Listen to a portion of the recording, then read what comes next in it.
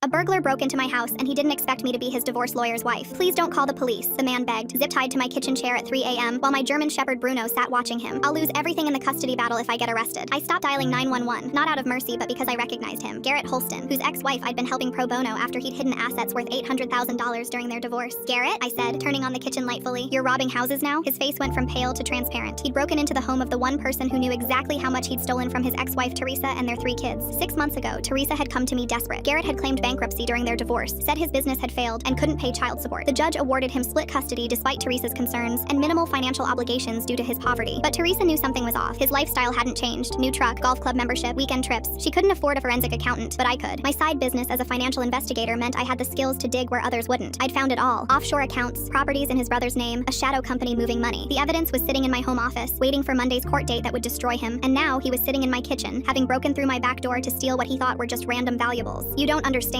he stammered. I need money. The court froze my accounts pending investigation. The accounts you swore didn't exist? He looked at Bruno, then at me. What are you going to do? I could have called the police immediately. Should have, but I had a better idea. Here's what's going to happen, I said, pulling out my phone. You're going to sit there while I video record your full confession about the hidden assets. Every account, every property, every lie you told the court. That's extortion. No, extortion would be threatening you. I'm offering you a choice. Confess to the financial crimes, or I call 911 for the breaking and entering. Your pick. He chose confession. 20 minutes of detailed admission about how he'd systematically hidden money meant for his children's future. How he'd laughed about Teresa working 3 jobs while he played golf. How he'd coached his kids to lie about their mother being mean to strengthen his custody case. You manipulated your own children? I needed leverage, he said, like that justified psychological abuse. When he finished, I had everything. Then I called 911 anyway.